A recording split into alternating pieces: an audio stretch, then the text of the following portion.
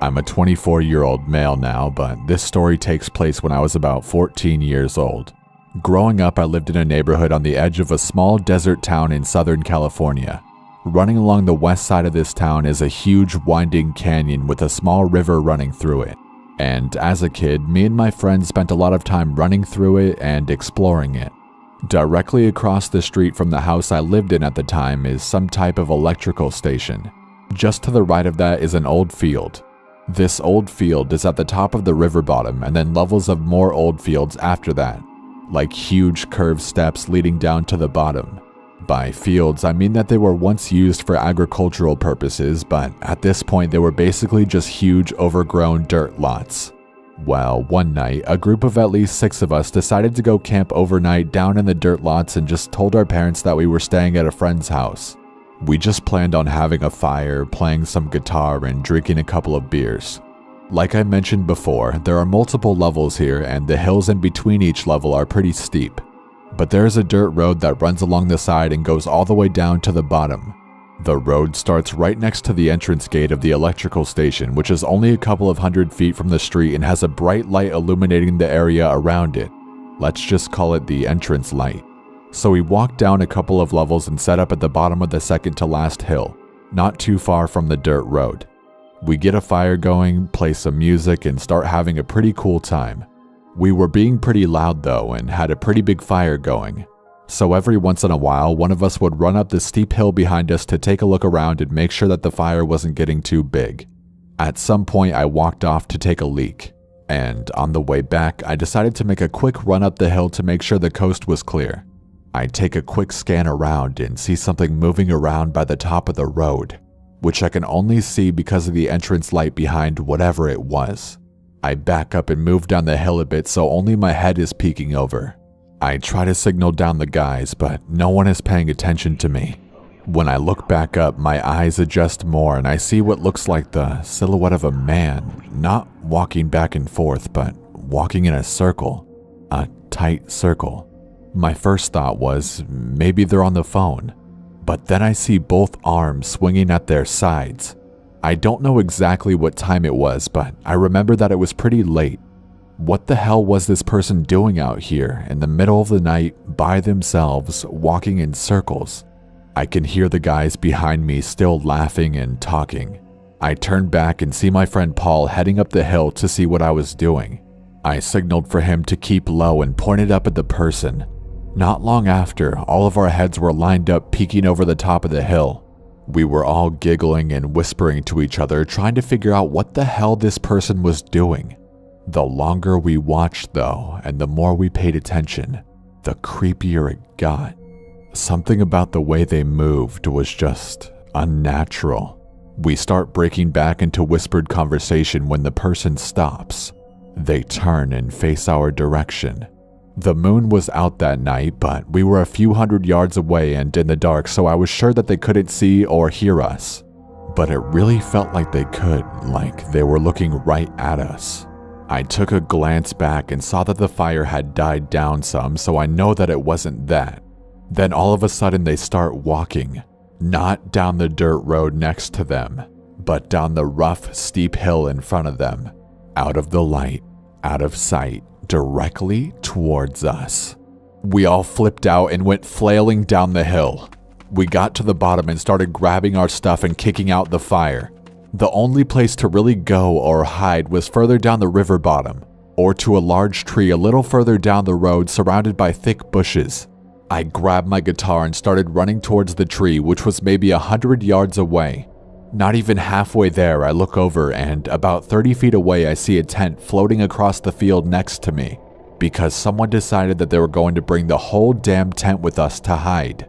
It was actually pretty hilarious. You couldn't see their legs or anything. Just this big-ass tent still put together bounding across a damn field. Anyways, all of us, including the impressively sturdy tent, made it to the tree. Me, thinking that the person would be coming straight down the hill and not down the road, I went around and hid on the far side between some bushes. A minute or two passes and we quiet down. Then we start to hear very clear, heavy footsteps getting closer, but they're from the road. Me and my buddy Larry are right next to the road. only a couple of small bushes separating us. We sat there with our pocket knives out just in case, and the steps continued getting closer.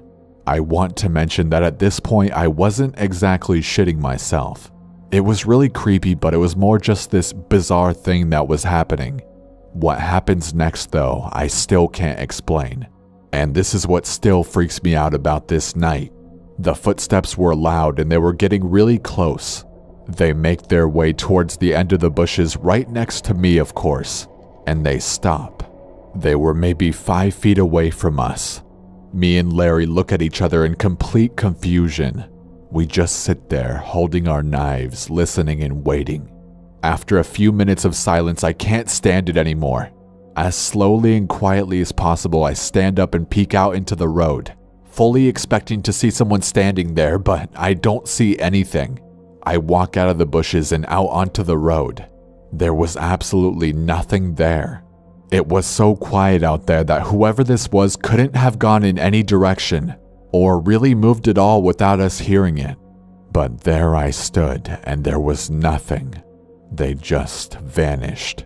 I called everyone out, and we just stood there on the road, confused. Eventually, we all left because we definitely weren't going to stay there. We all ended up crashing at my house that night. One of the strangest and creepiest experiences I've ever had.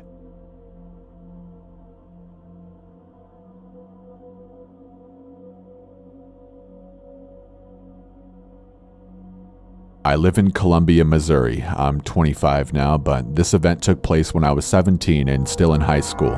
My family used to own roughly 60 acres southish of Columbia that backed right up to the Missouri River. When you stood at the highest point at the rear of the property, you could see the river snaking through the bottoms. It was a sight to see, one I really miss.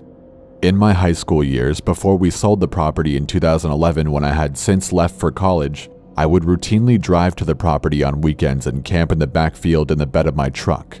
Our property was surrounded by native burial mounds, however, there weren't any directly on our property. What we did have was a small cemetery set back a bit in the trees towards the rear of the property. I was sitting in the bed of my truck one particular fall evening that I had chosen to head down and camp. I had brush hogged a large clearing in the field I was sitting in the weekend before. I was enjoying my sweet tea in silence of the rural Missouri countryside when, on the opposite side of the clearing that was up against the woods, close to the small cemetery we had, I noticed a figure. The moon wasn't bright on this night and I couldn't tell what exactly this thing was. However, I knew it wasn't any wild animal I had ever seen or that is native to central Missouri. It looked somewhat human, but definitely wasn't.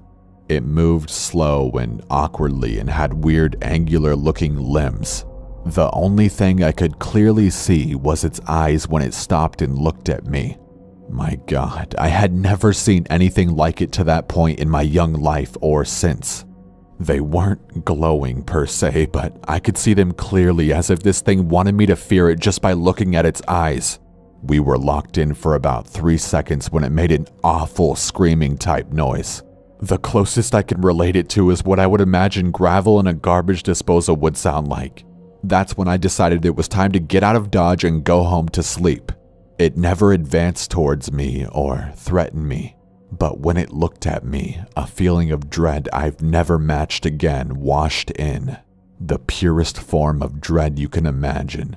Once I had clambered my way back into the truck and started driving out, I saw it turn around and skulk back into the woods towards the small cemetery previously mentioned.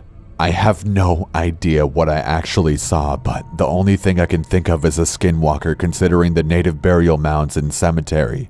That explanation doesn't make much sense either, since skinwalkers are generally entities seen in the southwest United States of America, not central Missouri river bluffs. If anyone has an idea of what it may have been other than that, I'd welcome input. The Osage and Missouri tribes are the ones that inhabited this area of Missouri, just for general information. Concluding my story, as I mentioned previously, we sold the property in 2011, so I can't go back to provide any more details that may be relevant. I never camped on the property again, and whenever I did go back to brush hog or help the neighbor bale the hay, I always felt a bit of dread in that back field.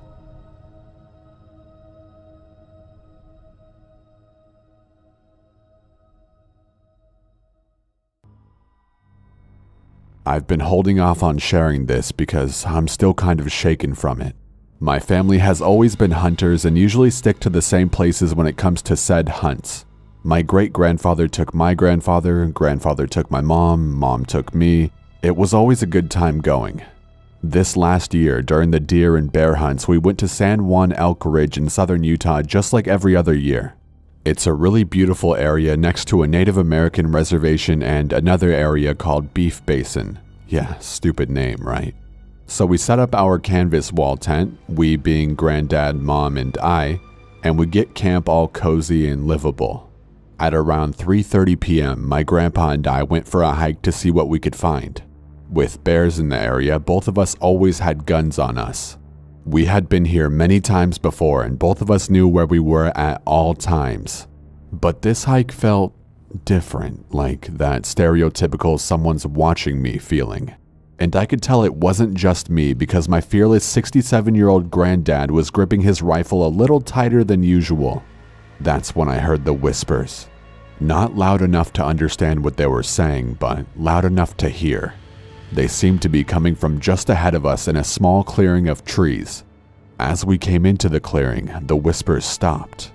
But we saw one of the biggest bucks we have ever seen right by the opposite tree line. So, being the hunter I was, I raised my gun and aimed for his heart. Bam, first shot misses. The deer doesn't even flinch. I can hear my grandpa whispering to shoot again. Bam, second shot hits dead on. Through my scope, I can see that I hit him and I see blood pour from the wound. But the deer doesn't drop. Instead, he turns and looks at us for a few seconds before calmly walking back into the woods. "What the fuck?" I hear my grandpa say. It was good to know that I'm not crazy and that he saw that shit too. We go over to where it was and there was no blood on the ground at all, even after we saw the deer bleeding. At that point, it was almost dark, so we decided to go back to camp to talk about this immortal-ass deer. About halfway back, we hear the whispers again, but louder this time. It's obviously a man, but we still can't make anything out. We get to camp okay and sit in the tent to tell my mom what had happened. She was pretty scared and thought we should go home, which was a shit idea considering we were 8 hours south of where we lived. So we decide to just move camp the next day and settle in for bed. I wake up in the middle of the night to heavy footsteps outside the tent. You could tell whatever it was on 2 legs and very big. The full moon was out, so when whatever it was gets to the front of the tent, I could see the silhouette of something at least 8 feet tall. It was thin as a tree branch with 2 long arms and huge scraggly antlers. I see its long arm reach to the front flap and then 3 long gray fingers start opening the door. I'm scared shitless and can't move due to fear. The flap opens enough to see the thing's face peeking in. Its eyes were like a cat's, glowing slightly green. But out of nowhere it stops and just stares at me. I'm sure it knew I was awake and scared out of my wits, but it closes the flap and walks back the way it came. That's when I passed out from fear. I woke up the next morning to my granddad and mom making breakfast and I tell them about what I saw. Then my grandpa goes on to explain that what he thinks I saw was a skinwalker. I'm not sure if this is accurate, so excuse me if I'm wrong, but this is what he told me. He said they're pretty much corrupt native shaman that can shapeshift and cast spells, which would explain the deer not dropping after being shot. Or possibly a Wendigo, which are monsters that people turn into after eating other humans. I honestly think that it was a Wendigo. After I got home that week, I read online about an old mine that collapsed in the early 1900s that blocked people in that was a few miles away from where we were. I'm sure that being locked in a mine would make your buddies look pretty tasty. Either way, that was the scariest shit I've ever seen in my life.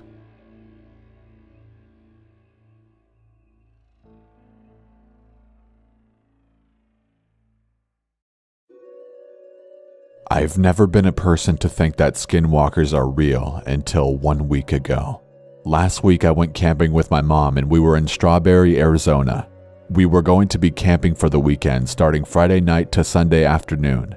We arrived at about 6 o'clock and it was already dark. My mom started a small fire and we got working on putting up our tents. We got that done about 30 minutes later. We had our dinner, some s'mores, and went to bed. I woke up at 10 as I needed to go pee, so I got out a flashlight and went out to pee. A few moments later, I started walking back to my tent and I heard something scratching on what I assumed was wood. I stopped and I looked around. There was nothing there. I jogged back to my tent and got in. Within a few moments after I got into my tent, I heard the scratching again. It was closer now, way closer. After a minute or two, it went away. I fell asleep 15 minutes later. I was awoken to a loud screech. It sounded like it was within 20 feet of us. I didn't dare go out there with whatever that thing was. I was still half asleep and I turned on my flashlight in the tent and pointed it to the walls of the tent. Big mistake. It was attracted to my light and walked to it. I saw its silhouette come into view. It was a large figure. Everything about it seemed human at first. Then I noticed the fingers. They had what looked like to be claws instead. The height of it was larger than any person I had ever seen. Its legs were not human-like either. They looked like they belonged to a goat. It started scratching on my tent, making holes in it. I saw a part of the tall figure. Its legs were, as I described before, goat-like. I was paralyzed. The thing scratched my leg while trying to get into my tent and I kicked it. To my surprise, it didn't scratch me again whenever I did that. Then the creature started to shrink. This is the best way I can describe it. And it was what appeared to be a wolf, and it got on its back legs and ran. I shit you not, it ran on its back legs. I got a first aid kit out of my bag and wrapped my leg. The cut wasn't too deep, but it was bleeding pretty good. I got out of my tent and went into my mom's tent. She was awake and as frightened as I was. Within 15 minutes, everything was in the car and we got out of there. It was probably 3 in the morning whenever this happened and we got home at about 5 in the morning. Let's just say I'm not going camping again for a while. The user that sent me that story sent me a picture of the wound on their leg, but I don't think YouTube would allow me to show it, as there is a lot of blood. So unfortunately I can't show you guys.